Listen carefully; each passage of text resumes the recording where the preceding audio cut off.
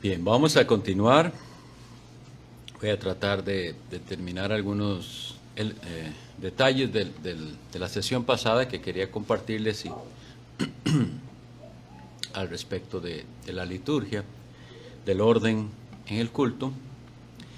Y los invito a abrir la Sagrada Escritura en la primera carta del apóstol Pablo a los Corintios, capítulo 14.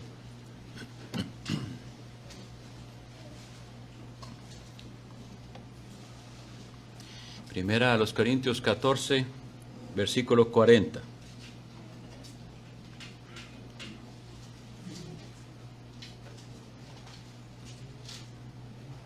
La directriz apostólica, es decir, el apóstol Pablo, inspirado por el Espíritu Santo, nos dice lo siguiente: pero hágase todo decentemente y con orden. El apóstol Pablo está escribiendo a la iglesia en Corinto, de la cual se ha dado cuenta que hay una serie de deficiencias de creencia, de práctica y en particular de lo que ocurre en el culto. Y esta amonestación final debe servirnos siempre para evaluar nuestro culto al Señor. Hágase todo, cada elemento del culto, de principio a final, decentemente y con orden. Ya con esta descripción sabemos que muchas de las cosas que hoy en día se llaman cultos evangélicos se salen de esta norma. No hay decencia y no hay nada de orden. Es algo muy, muy vergonzoso ver personas desmayadas, mujeres, gente haciendo convulsiones, desorden, gritos, escándalo, incluso en medio de lo que ellos llaman alabanzas. Se escuchan más los instrumentos estridentes que algo inteligible, de lo cual, como decíamos hace un rato, se pueda decir al final de escucharlo, amén. Entonces, esto lo digo de primero porque tiene que calar en nuestras conciencias, no para simplemente nosotros sentirnos mejor que los demás porque hacemos las cosas, no, nosotros debemos dolernos de lo que ha sucedido en el campo evangélico. Si ustedes ponen atención a la oración de Daniel en capítulo 9, él pide perdón por los pecados de su pueblo. Él no solo dice, yo me porté bien, incluso yo nunca vine aquí a Babilonia y ni siquiera quise contaminarme con la comida. Él no piensa así. Él pide perdón y se siente parte del pueblo de Dios que ha pecado y se ha apartado de la ley de Dios. Lo mismo les invito a que hagamos nosotros. Debemos tener pesar de ver el cristianismo evangélico en lo que ha caído hoy en día. Supersticiones, falta de decencia en el culto, falta de orden. Perdón.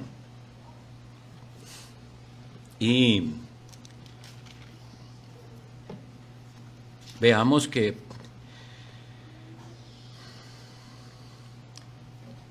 hablando de este aspecto del orden, el apóstol nos da una directriz. Quiero primero recordarles que el apóstol Pablo está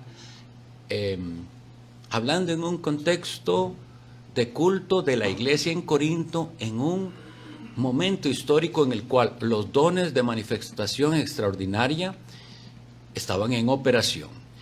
La explicación de por qué ciertos dones de los descritos aquí en 1 Corintios 14 ya no están en operación, no voy a tomarlo porque no puedo, no hay ni el tiempo ni es el tema, pero asumo que entendemos que los dones espirituales, muchos están vigentes, pero los de manifestación extraordinaria o de revelaciones, como lo son las lenguas, interpretación de lenguas o palabras directas de parte de Dios, cesaron, como las maneras que según el escritor a los Hebreos dice, Dios habiendo hablado a los padres por los profetas de muchas maneras en el pasado, ahora nos ha hablado por el Hijo, y con la venida de Cristo y el terminar de la época apostólica se cierra la época en que Dios utilizó esos medios. Habiendo dicho esto, entonces, en ese contexto el apóstol les había dado ciertas directrices, pero esas directrices son válidas hoy, aunque ya esos dones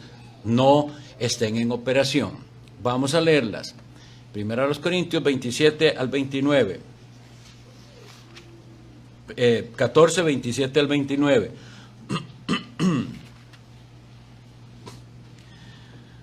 Si habla alguno en lengua extraña, esto sea por 2 o a lo más 3, y por turno, y uno interprete.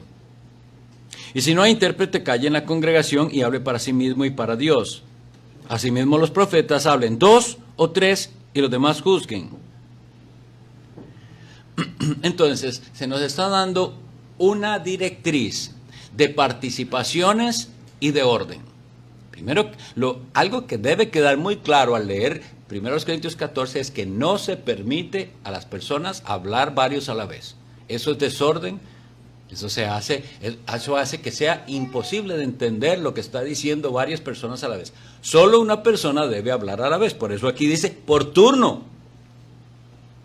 Ahora, es impresionante que este versículo esté ahí y nuestros hermanos de ciertas iglesias parece que nunca lo han leído, porque todo el mundo habla a la vez y en idioma desconocido, si es que se pudiera llamar eso un idioma.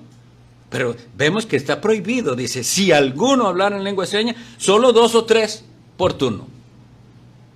Y si hay interpretación, si no hay, no puede hacer eso porque nadie está siendo beneficiado de eso que él estaba diciendo. Entonces, nos da 2 y a lo sumo, a lo más, 3. Hay gente que cree que lo bonito es un culto participativo y como les decía, les parece que participativo son cosas que se hacen desde aquí al frente, desde el púlpito.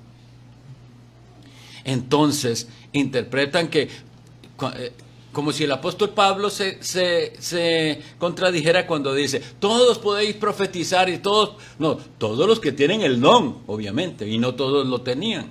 Y de los que tienen el don, van a ser los 2, máximo 3 y por turno. Como les decía, aunque los dones ya esos no están en operación, el principio permanece. No debemos hacer del culto una cosa en la que cada uno pasa y ya se dice cosas. Eso ya sería otra cosa. Puede ser una celebración de la iglesia en la que hay participaciones, etcétera, pero no un culto al Señor. Tenemos una directriz clara que debe haber orden, que debe ser participación de los pocos, los que el Señor les ha dado el don de presidir, el don de la palabra, usualmente los ancianos. Y ya, tengámoslo entonces muy en cuenta que debe haber un orden, que debe haber decencia y debe entenderse. El culto al Señor debe ser entendido por los que participan en el culto y por los que observan ese culto. Por eso les digo que se cayó en algo tan grave en la Edad Media, donde las personas iban a misa pero nunca entendieron ni qué sucedía ahí, no solo porque era en latín, es que no entendían ellos nada, la participación era nula, nada más iban a oír lo que ahí pasa. Tan es así que hay obras literarias donde se dice fue a oír misa, era algo que usted oía, usted no tenía que participar en nada, el pueblo no cantaba, el pueblo nada estaba, era nada más oír lo que otro dice y esperar y creer, porque es una religión que se volvió sacramental, que el sacramento efectuado era el que otorgaba la gracia a los que participaban de él. Entonces, nosotros, por descuidarnos, caemos en trampas que cayeron otros en el pasado. Antiguamente, las iglesias evangélicas, estoy hablando después de la imprenta, ¿verdad?, tenían himnarios. Era el libro de los cantos de la iglesia. Ya más adelante, en el siglo XX, cuando se publicaba un himnario, ustedes pueden revisar en las páginas de los himnarios antiguos, todos traían orden del culto propuesto, un orden para el servicio. Y eso no era usado solo por las iglesias reformadas, hermanos. Usted puede revisar los himnarios antiguos de la Alianza Cristiana y Misionera, incluso de iglesias pentecostales, y había un orden. En el himnario decía cuál era el orden. todo eso se olvidó y fue considerado, como les decíamos, aburrido, algo muy formal, porque se quiere hacer del culto algo informal, lo más informal posible. Mañana veremos, pudiera hoy hacer referencia, creo que lo tengo por aquí. Había un elemento del culto antiguo que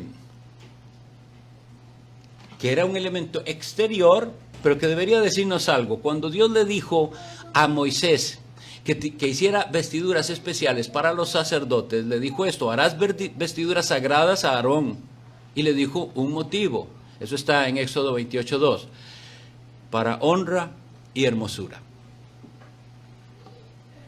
Y después,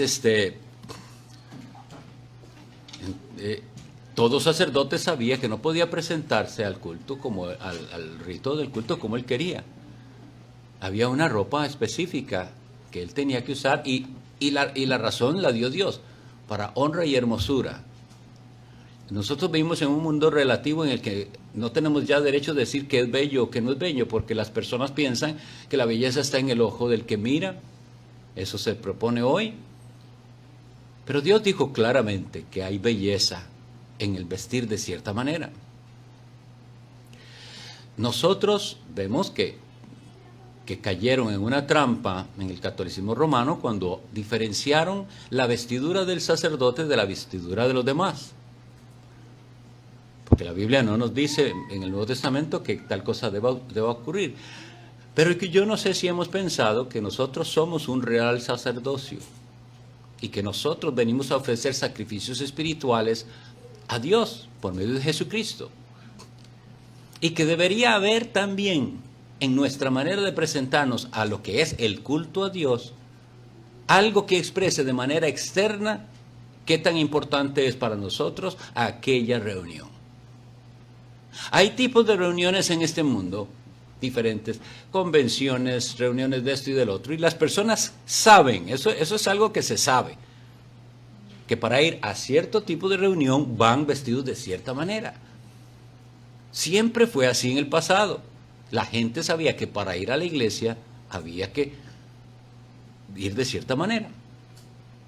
Claro, algunos cayeron en legalismos. Estuve hablando con un hermano que me comentó de cierta iglesia que cayó en unas cosas no bíblicas. Pero el principio es este.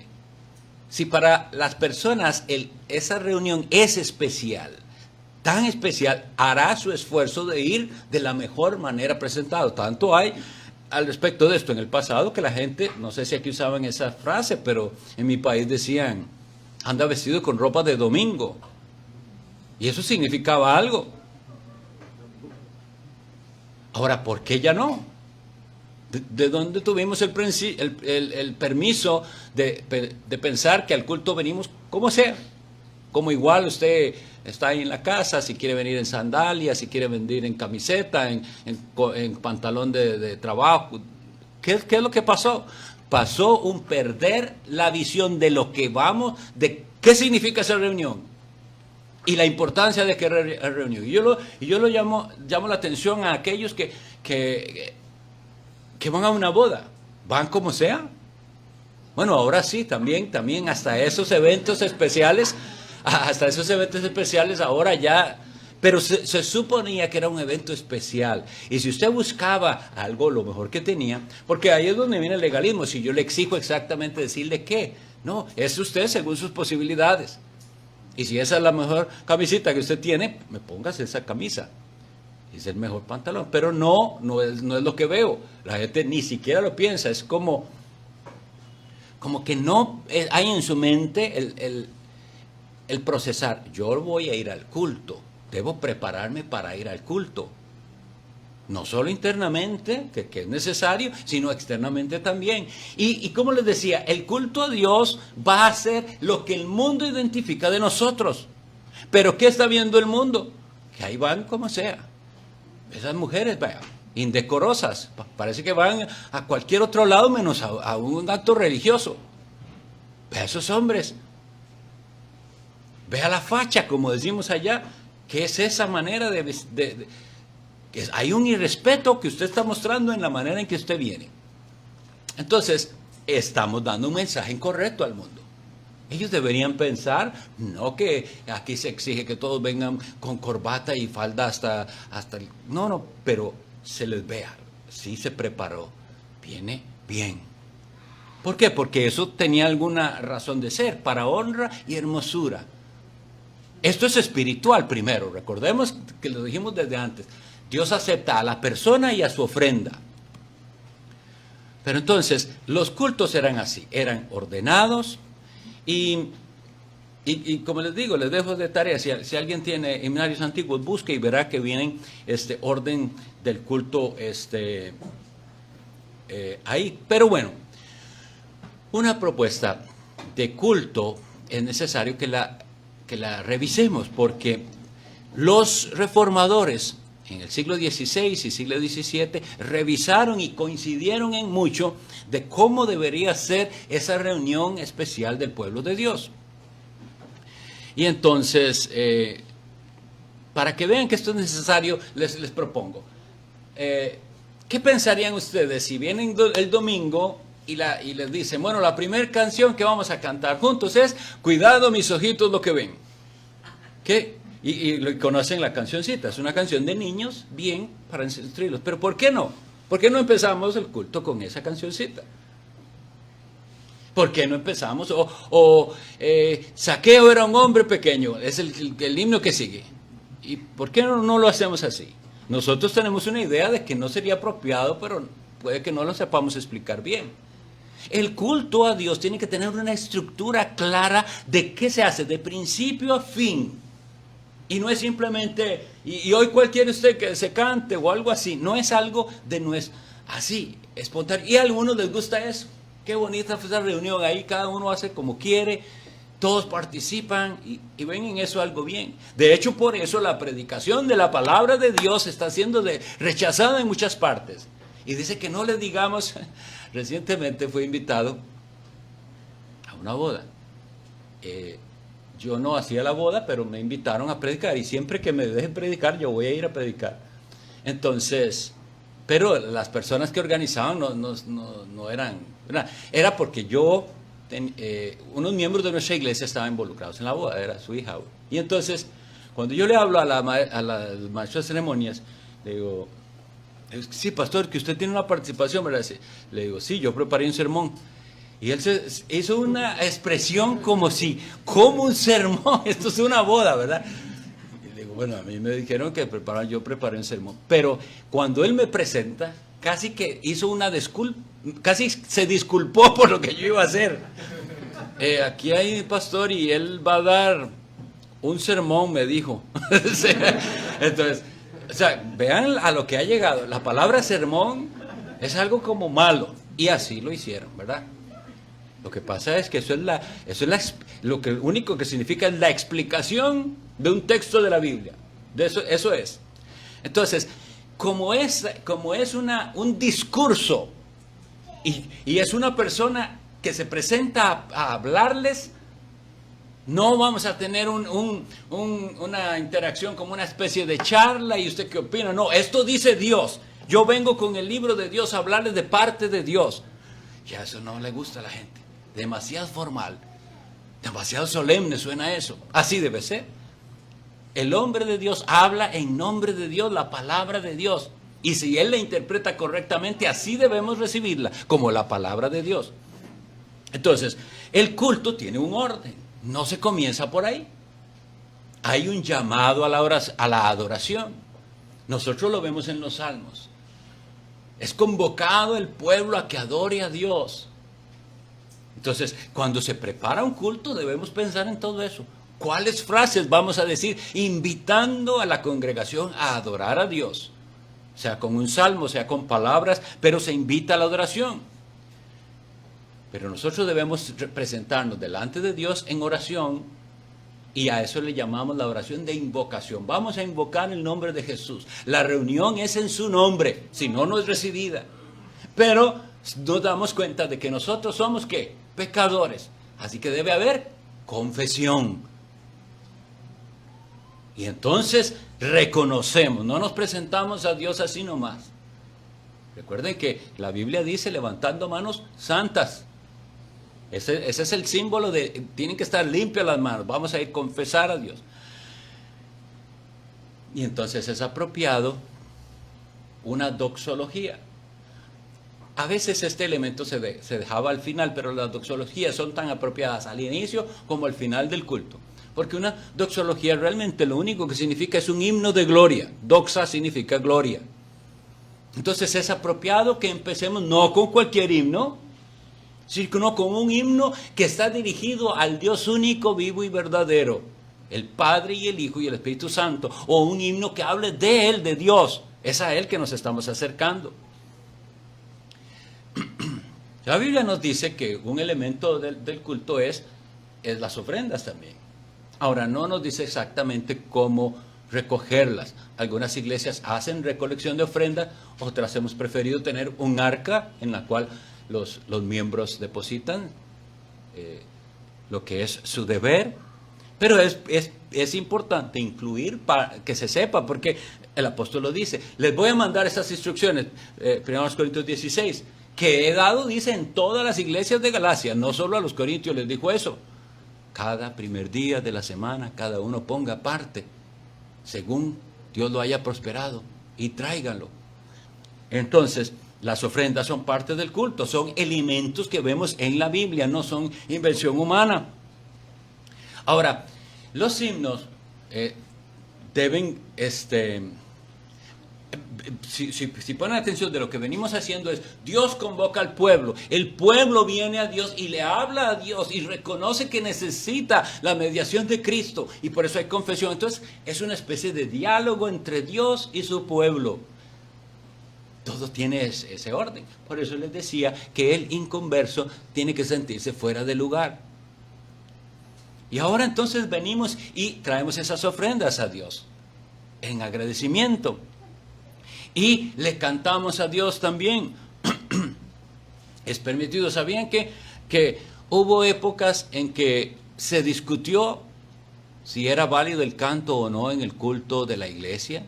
Hoy en día la gente ni se imagina que no solo eso, sino que, por ejemplo, que si se podía cantar himnos que no fueran salmos. Y todavía tenemos hermanos de iglesias, tanto presbiterianas como bautistas, de la línea que se llama salmodia exclusiva. No voy a defender nuestra posición en ese momento, nosotros sí creemos que se pueden cantar himnos de composición humana, pero solo imagínense qué diferencia había en aquel siglo en la que hubo debates. Debate significaba que un hombre de Dios se sentaba a escribir largamente toda su defensa de por qué no era apropiado cantar himnos de composición humana. Y otro pastor de otro lado hacer toda su defensa de por qué sí era válido y bíblico hacerlo. Hoy en día una discusión como tal ni se la imagina la gente. Porque la gente hace lo que quiere, lo que le gusta. Y en aquel momento no, en aquel momento usted tenía que probar por la Biblia que lo que usted estaba haciendo era correcto y apropiado. Algunos entonces habían dejado el canto, un solo canto había en el culto, al final, porque interpretaban, creo yo erróneamente, que después de la reunión de la cena en el aposento alto, los evangelios registran lo siguiente: y habiendo cantado el himno, salieron. Entonces ellos dicen, era un himno y era el final y nada más. Yo pienso que más bien deberíamos pensar, y habiendo cantado el himno que se canta después de la cena, ¿verdad? No implica que es que no habían otros antes. Esa es mi forma de pensar. Pero lo que quiero decirles es, imagínense que había discusión teológica. Hubo controversia en el siglo XVIII entre los bautistas. Por esto se separaron iglesias. Yo he leído documentos donde había hermanos de la iglesia que no aceptaban el canto, y entonces, antes que cantaran, ellos se salían de la iglesia. Porque ellos no... Ahora, en nuestra época y en nuestro contexto, donde nadie le importa si algo es bíblico o no, no encuentran razón de ser de semejante discusión. Pero así eran nuestros hermanos, los antiguos. Ellos necesitaban probar que había un permiso de Dios de hacer lo que hacíamos en el culto. Y algunos de ellos no lo encontraron, y entonces dijeron, lo único que se puede cantar es la palabra inspirada de Dios, un salmo, porque Después lo veremos en la música, cómo interpretaban ellos Colosenses 3:16 y así.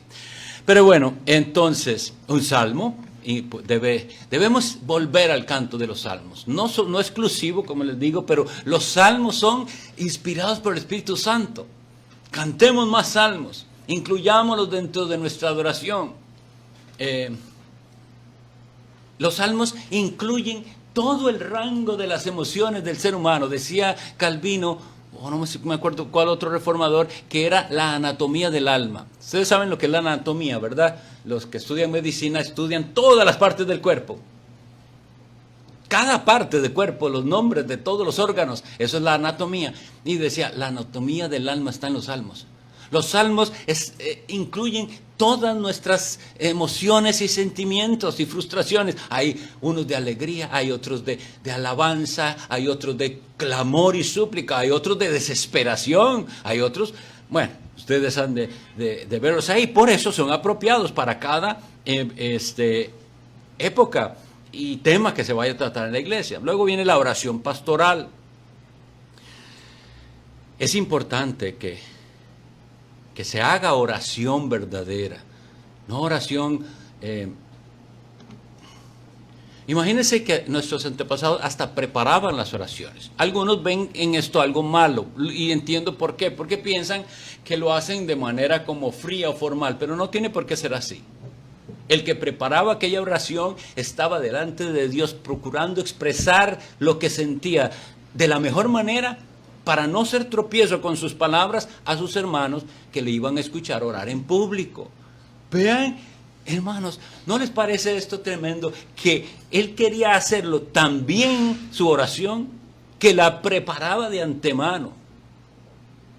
Preparaba bien qué era lo que quería decir y cómo decirlo al Señor en público, para no ser de tropiezo, sino de edificación a la iglesia. Y en esto no tenemos que arrepentirnos de pensar que ya porque no hacemos rezos, hacemos una oración cualquiera, sin sentido, repetitiva, en la que ni se entiende a veces lo que están diciendo ni para dónde va aquella oración. No, por eso tenemos que pensar. No es nada más decir que la oración es un elemento esencial y debemos aprender a orar mejor. Ahora, cuando yo digo esto de debemos aprender a orar mejor, es un reto, pero nunca quiero dejar la impresión de que la oración es escuchada por cuán excelentes sean las palabras. La oración es escuchada por el nombre en el cual están hechas, en el nombre de Jesús. Y esa es la gran diferencia de entenderlo. ¿Cuántas veces escuchan ustedes son las personas que oran y repiten en el nombre de Jesús, en el nombre de Jesús? Eso no es lo que significa orar en el nombre de Jesús. Si usted tiene clara convicción de que su oración es oída y recibida por Dios Padre por la mediación de Cristo, eso es orar en su nombre. No es repetir y más bien tomar el nombre del Señor en vano. Seamos cuidadosos. Entonces, sí les digo, deben procurar orar mejor, pero con esa convicción de que no es a causa de nuestras palabras que somos oídos, y sin embargo no debemos ser descuidados. Ya porque usted ora en el nombre de Jesús no va a decir lo que sea y sin sentido. Deben ser oraciones bien hechas. Es el culto a Dios. Y el discurso del sermón es un discurso, claro, si yo uso esta expresión en otra parte me van a malinterpretar, es un discurso profético. Pero no estoy queriendo decir nada como las cosas que hoy en dicen de que me habló Dios y me dijo y no. Pero es profético el culto al Señor. Nosotros, leamos por ejemplo 1 Corintios 14, 24 y 25. 1 Corintios 14, 24 y 25. Dice así, oiga, pero si todos profetizan y entra algún incrédulo o indocto, por todos es convencido, por todos es juzgado. Oigan este versículo, hermanos. Lo oculto de su corazón se hace manifiesto, y así, postrándose sobre el rostro, adorará a Dios, declarando que verdaderamente Dios está entre vosotros. Vamos a entender bien lo que nos está diciendo el apóstol aquí. Nosotros Debemos quitar de nuestra mente la idea de que profeta es el que anuncia el futuro, porque ni siquiera los profetas del Antiguo Testamento siempre lo hicieron. El profeta era un anunciador en el nombre de Dios, él hablaba en el nombre de Dios. Sí, algunos avisaron sobre cosas que ocurrían, pero no todos. Algunos hicieron milagros, no todos. Es hablar la palabra de Dios en su nombre, eso es el ministerio profético. Entonces, en ese sentido, continúa el ministerio profético en la predicación y en lo que la iglesia hace. Vea que si de verdad el Espíritu Santo viene y dirige nuestro culto de tal manera que nuestras alabanzas, porque sabían que en el Antiguo Testamento también cantar alabanzas era considerado profetizar. ¿Recuerdan los profetas que decían, y Saúl entre los profetas? ¿Qué era lo que estaban haciendo? Cantando alabanzas al Señor, diciendo, entonces, vean la iglesia en su ministerio profético, teniendo un culto regulado por la palabra de Dios, un culto que se entiende, un culto en el cual se va entendiendo, el que presta atención, eso sí, ve que hay un llamado, que hay un acercamiento a Dios, que hay una confesión, que ahora vamos a dar a Dios alabanza, que ahora vamos a escuchar su voz, porque de verdad Dios habla por la exposición, por la lectura y por la exposición fiel de su palabra, Dios habla. Y entonces, cuando eso pase, nosotros veremos esto. El incrédulo y el indocto entre nosotros es convencido y dice, lo oculto de su corazón se hace manifiesto, y así postrándose sobre su rostro, adorará a Dios, declarando que verdaderamente Dios está entre vosotros. ¿Cómo pasó esto? ¿Cómo supo que Dios estaba entre nosotros? Por la palabra fielmente predicada. No por sensaciones extrañas, ni porque gente se desmayó en la iglesia, ni nada de esas cosas. Por el ministerio profético, por la palabra fielmente expuesta, el Espíritu Santo usa esa palabra para convencer al incrédulo y al indocto, el cual ahora entenderá todo eso y clamará a Dios, diciendo, Dios está aquí con esta gente. Lamentablemente, eso es lo que tenemos hoy, una lucha, porque hay gente que identifica la presencia del Señor no con algo así. Dicen que está la presencia del Señor y el Señor está aquí en nosotros y todo el mundo grita y levanta las manos, y yo quisiera ver dónde están los que se arrepienten, los que son convictos, los que dicen lo oculto de su corazón fue manifiesto, su pecado fue manifiesto y el Salvador le fue presentado y acudió al Cristo para perdón de pecados. Bueno, ese es el ministerio profético en la palabra de Dios, leída y predicada. Y leída, las Sagradas Escrituras deben ser leídas. El pastor Donald Whitney una vez escribió en uno de sus escritos al respecto del culto, cuán necesario es que la iglesia tenga lectura continua de la Biblia. No fragmentitos, continua. Ya vimos que incluso en la Iglesia Católica se lee el Salmo, y se lee la Epístola, y se lee el Evangelio. ¿Cómo nos vamos a dar nosotros el lujo de no leer la Biblia? Debemos leerla y de manera continua, toda ella. Continua puede ser en orden o puede ser en fragmentos, pero toda la Biblia. Y aquí nosotros estamos trabajando en algo a futuro, porque si tenemos inconversos entre nosotros, pero que vienen a la iglesia, sea como sea, están oyendo la palabra de Dios. No la leen ellos, pero aquí se la leemos. Y va a tener que ir por toda la Biblia.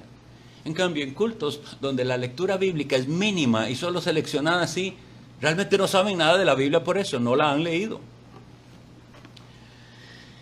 Y luego viene, como les decía, la cena del Señor, que debe ser observada como con los elementos que dije antes. Y hay una bendición final, hay un misa est, ¿verdad?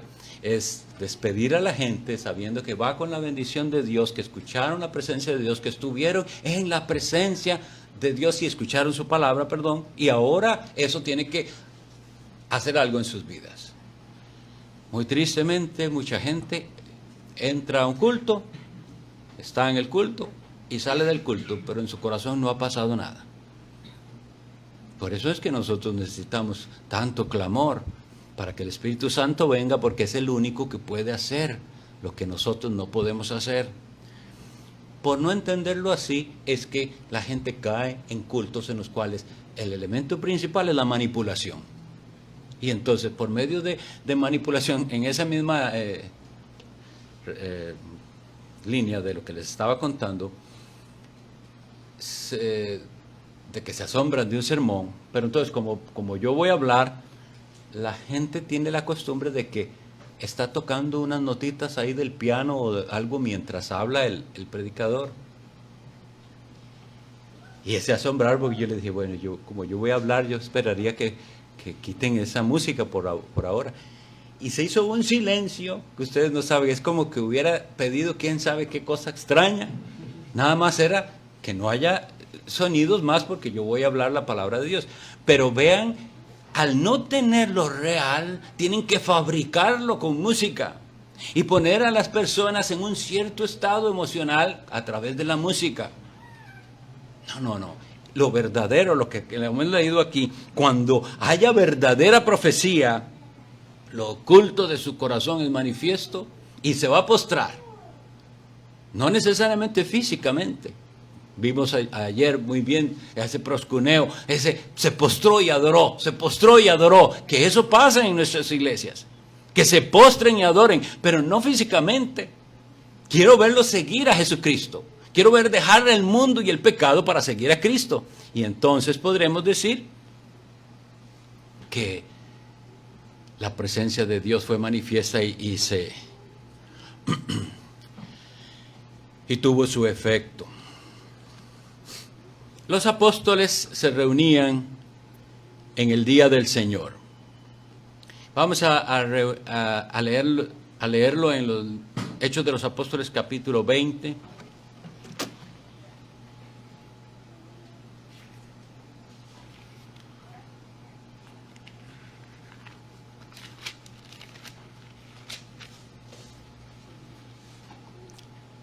Versículo 7. El primer día de la semana, reunidos los discípulos para partir el pan, Pablo les enseñaba. Ahora,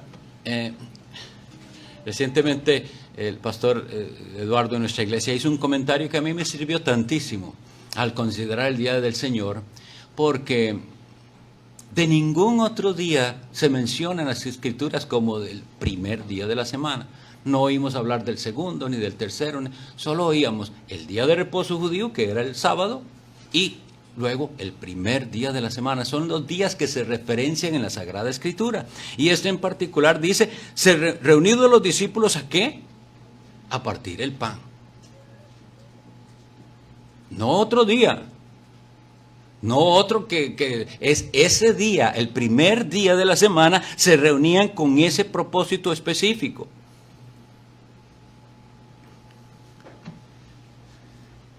Y también la Biblia nos dice que había reuniones diversas, otras de oración. Por ejemplo, habrán leído ustedes en Hechos capítulo 3 que iban Pedro y Juan a la hora nona, dice la hora de la oración, quiere decir que había una hora de la oración. Hablando de los elementos y las circunstancias, vean que no podemos inferir que es que a la hora novena tiene que haber una hora de oración en las iglesias. En esas circunstancias era las 3 de la tarde, por ejemplo, una hora de oración. Pero lo que sí deberíamos pensar es, debería haber culto de oración y una hora de oración para la iglesia. Había, entonces, también leemos en Hechos 5:42. Es precioso también ver cuál era la vida de la iglesia en aquella época. Hechos 5:42. Y todos los días, en el templo y por las casas, no cesaban de enseñar y predicar a Jesucristo. No hay restricción de cuántos. Tenemos un día ordenado, el día del Señor. Ya ustedes habrán estudiado el porqué, el cuarto mandamiento, el cambio de sábado domingo, etcétera. Pero no hay restricción de que otros días también la iglesia tenga sus reuniones por las casas. Dice en el templo y por las casas. Cuando hay un verdadero amor por Cristo y unas ganas de rendirle culto al Salvador, sobran las oportunidades para hacer reuniones de oración, para hablar más de Cristo. Pero tienen que ser reuniones que, aunque no son la reunión de la iglesia en las casas, tienen que guardar un principio decentemente y con orden. Nuestras iglesias deben abundar en esto, en hacer reuniones improvisadas que son para enseñar y predicar a Jesucristo, para hablar de Cristo. ¿Están nuestras casas disponibles para esto?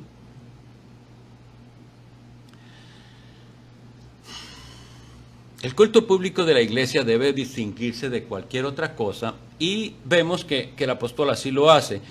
El apóstol Pablo, 1 Corintios 11:18, usa una expresión que nos ayuda a entenderlo de esta manera. 1 Corintios 11:18.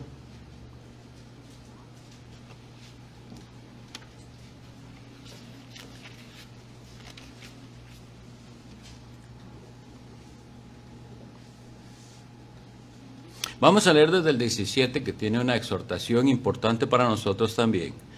Pero al anunciaros esto que sigue, no os alabo. ¿Ven el uso de alabo ahí que no tiene que ver con cantar?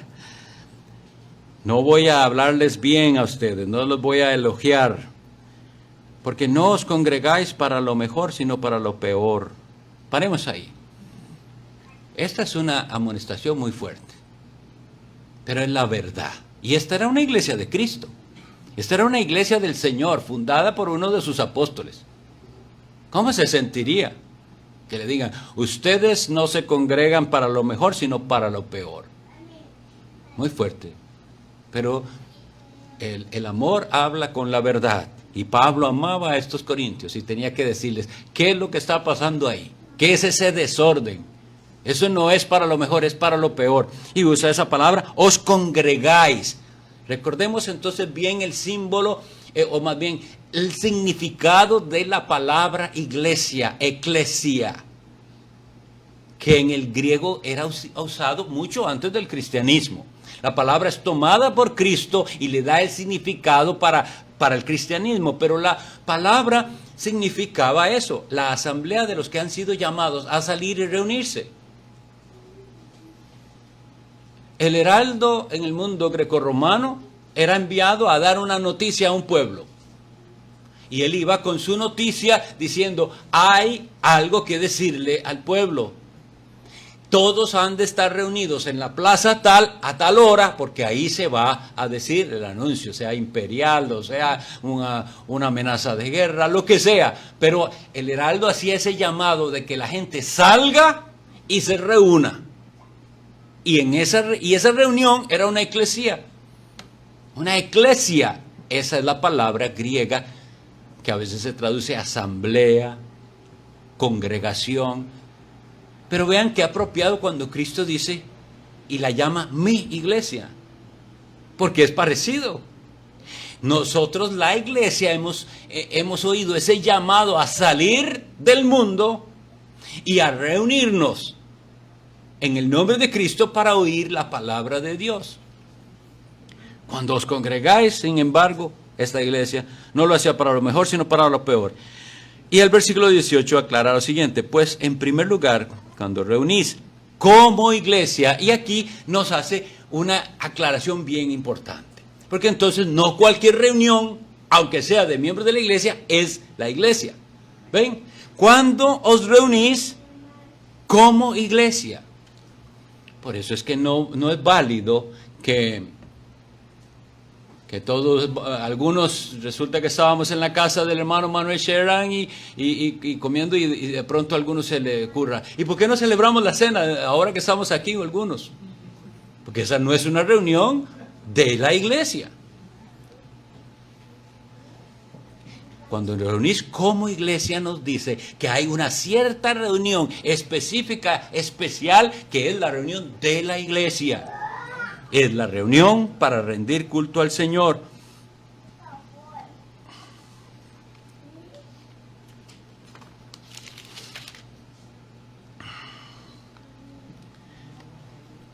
Cuando se reúnen de esa manera, entonces está la iglesia. Otra vez, otro versículo donde también se nota esto, que se reúne la iglesia, es Hechos 14:27.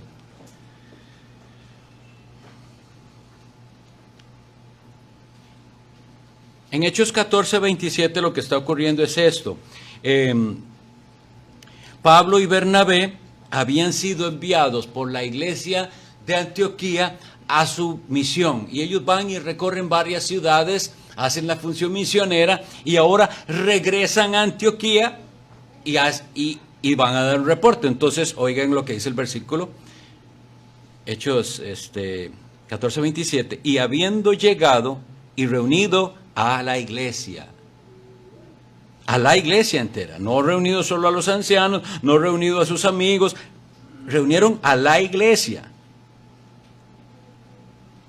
Lo cual, entonces, lo que estoy tratando de enfatizar, hay reuniones que son reuniones de la iglesia, se convoca a la iglesia, hay quienes son la iglesia y hay quienes no, lo cual nos lleva a algo importante que ya ustedes sabrán, pero para que lo vuelvan a repasar, no todos los que vienen de la iglesia son miembros de la iglesia.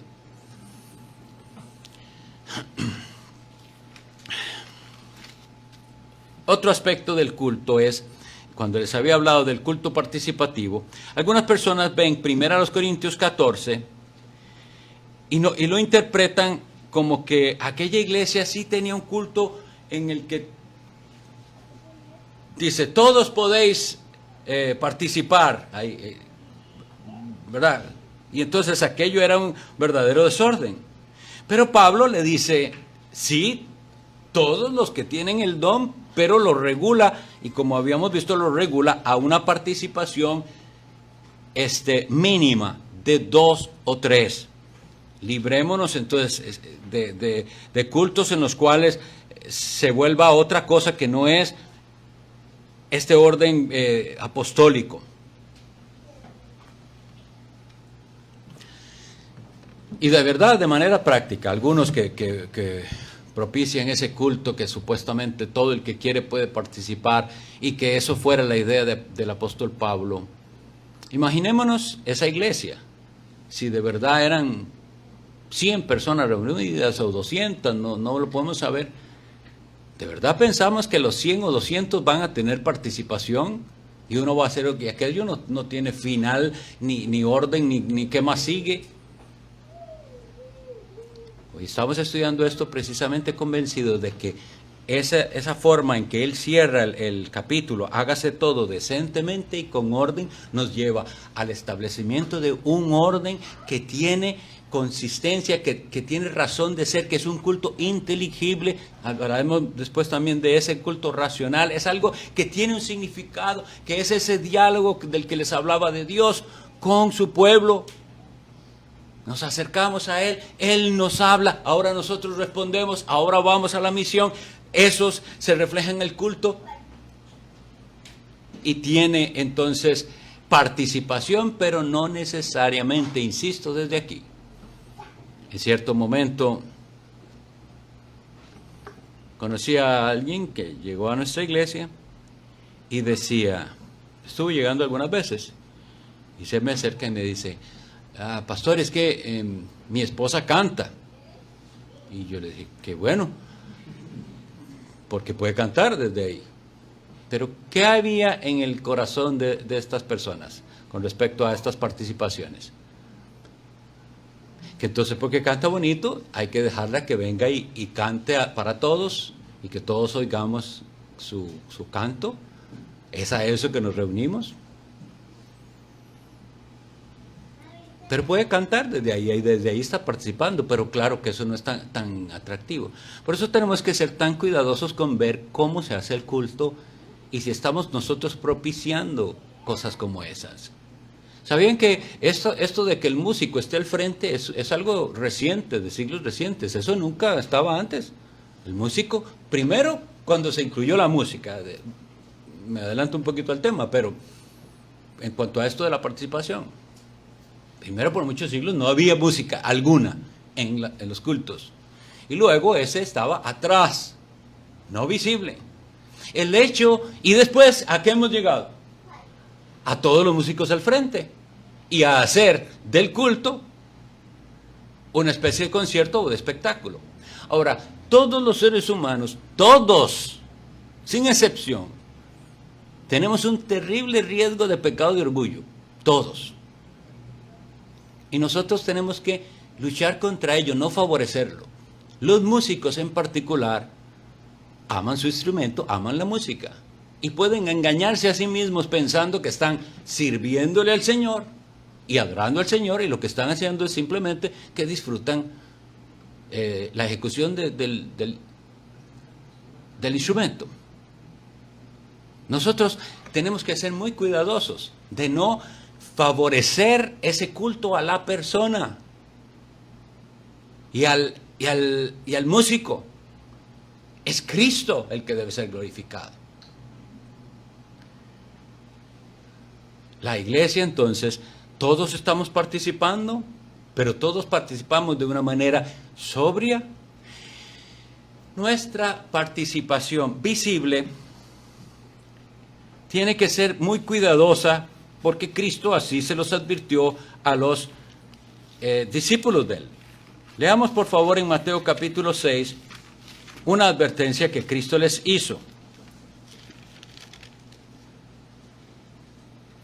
6 capítulos, versículo 5. Y cuando ores, no seas como los hipócritas, porque ellos aman el orar en pie en las sinagogas. Solo presten atención a esa parte.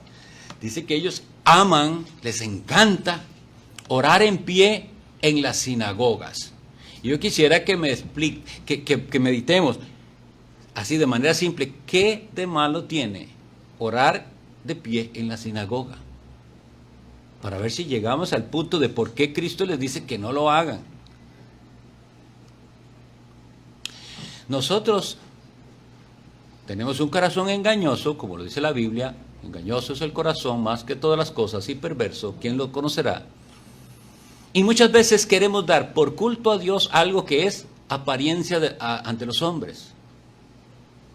Entonces, si todos están sentados, pero alguien se pone de pie, muy, muy espiritual, y se pone a orar, mientras todos los demás están ahí en otras cosas, eso es lo que él quiere. Ustedes están ahí conversando, pero yo estoy aquí orando. Ahora, no tiene nada de malo la oración, no tiene nada de malo el ponerse de pie, nada más, de hecho es bueno, pero es las circunstancias y el por qué lo está haciendo. Y hoy en día más bien se favorecen todas esas expresiones externas que le ayuden a engañarse a la persona pensando que es muy espiritual y que está muy bien porque hace cosas externas cuando su corazón no está bien. Entonces, ¿cuántas veces escuchamos a la gente más bien decir, y alcen sus manos todos, y haga esto, y diga lo otro, y las personas hacen y dicen lo que se les diga? Pero eso es un gran riesgo. Cristo lleva, en cuanto a la oración, dice, tú, entra en tu aposento, cerrada la puerta, ora a tu Padre. Ahora, Cristo pasa a otra cosa, que es a la piedad personal privada, al culto privado.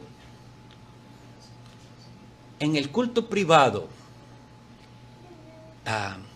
solo está usted y Dios. En el culto personal, usted no tiene a quién impresionar. Y eso es algo que necesitamos entender. Ese culto personal, si es inexistente, si esa buscar a Dios en el secreto no existe, lo que usted viene aquí a hacer es hipócrita. Porque viene a aparentar que usted es un adorador en espíritu y en verdad, pero no busca realmente a Dios.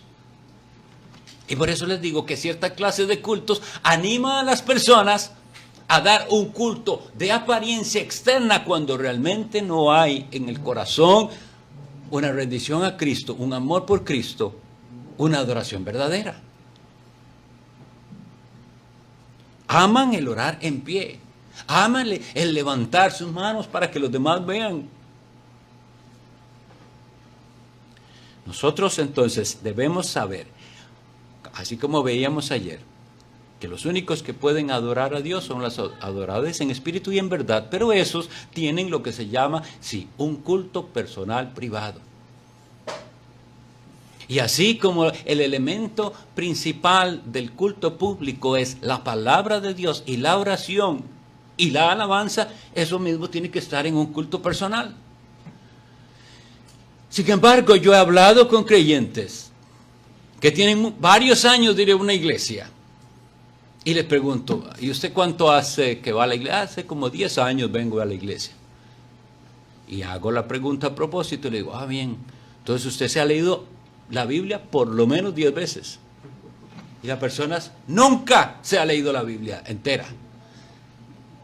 Ahora, pensemos, ¿cómo llegó a pasar esto? ¿Cómo es que somos cristianos evangélicos que creemos la Biblia pero no leen la Biblia? Porque estamos caímos en esa trampa de cristianismo acomodado. Y lo mismo que se hace en la iglesia, que es darle cositas bonitas a la gente para que se sienta bien, es lo que ellos hacen. Su cristianismo se basa en versículos bonitos que tienen por ahí. Una guía devocional que realmente es guía de las promesas. Sí, todas las promesas bonitas.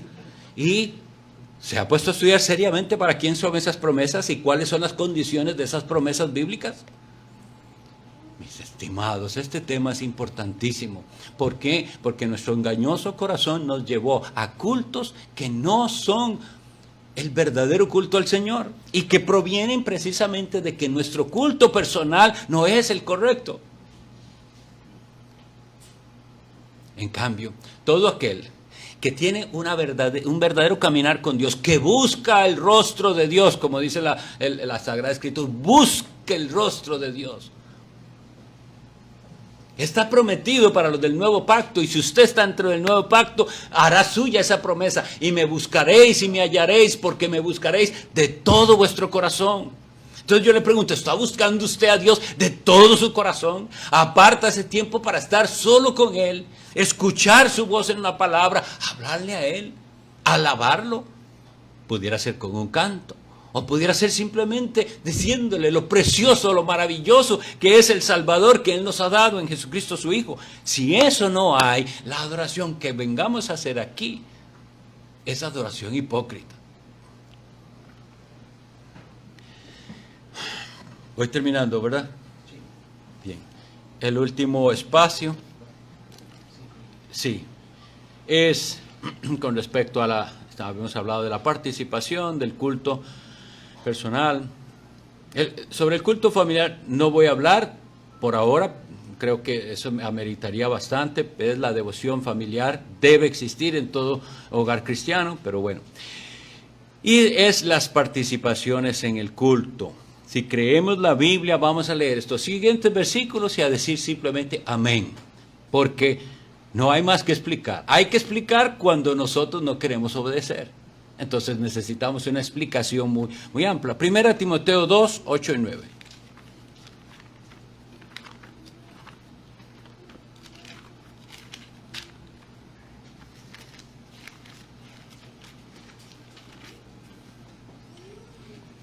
Quiero pues que los hombres oren en todo lugar, levantando manos santas sin ira ni contienda. Asimismo, que las mujeres se atavíen de ropa decorosa, con pudor y modestia, no con peinado ostentoso, ni oro, ni perlas, ni vestidos costosos, sino con buenas obras, como corresponde a mujeres que profesan piedad. La mujer aprenda en silencio con toda sujeción. Porque no permito a la mujer enseñar ni ejercer dominio sobre el hombre, sino estar en silencio. Bien, las indicaciones son indicaciones para lo que se hace en la iglesia. Vean que en el capítulo 3, versículo 14, le dice Pablo a Timoteo, esto te escribo, aunque tengo la esperanza de ir pronto a verte, para que si tardo, sepas cómo debes conducirte en la casa de Dios, que es la iglesia del Dios viviente, columna y baluarte de la verdad. Las instrucciones son las instrucciones para la iglesia. ¿Cómo se hacen las cosas en la iglesia? Así como dijo él. Ustedes saben, o han de saber, y si no les comento, que en el griego hay dos palabras para la palabra que nosotros en español usamos de hombre. Hay dos palabras griegas que corresponden a hombre. Una se refiere a, cuando dice la palabra griega Antropos, hombres, significa los hombres, incluidos hombres y mujeres y niños y viejos y antropos. De ahí viene la palabra antropología, el estudio del hombre. Esa es la palabra. Y hay otra palabra griega que es andros. Significa hombre, pero no la mujer, es varón. Cuando aquí la Sagrada Escritura dice, quiero pues que los hombres oren en todo lugar, no usa antropos, usa andros. Así que nosotros vemos que el Señor ha asignado la oración, el presidir las oraciones en la iglesia a los hombres. Y lo da como una muestra de que el hombre ejerce liderazgo. Nosotros tenemos la triste situación de que en las iglesias las mujeres son las que hacen todo y los hombres irresponsables y vagabundos han dejado que ellas hagan todo. Y así es donde usted ve si hay respeto a la palabra de Dios o no. O si nada más venimos aquí para calmar la conciencia de que fuimos a la iglesia. A la iglesia vamos a ir a acercarnos a Dios en sus términos y Él ha dicho cómo es ese culto. En ese culto las personas respetan los roles que Dios les dio. Y el hombre debe sentirse privilegiado y también temeroso del rol que Dios le dio como hombre, pero tiene que hacerlo. Le corresponde a los hombres elevar las oraciones, no a las mujeres ejercer el liderazgo. Y de paso, viene también en el versículo que leímos que sí hay manera de que una mujer cristiana se identifique como cristiana en su vestimenta. Teniendo esto para acá, para terminar ya, 1 Corintios 14, 34 y 35. Vuestras mujeres callen en las congregaciones, porque no les es permitido hablar, sino que estén sujetas, como también la ley lo dice. Y si quieren aprender algo, pregunten en casa a sus maridos, porque es indecoroso que una mujer hable en la congregación.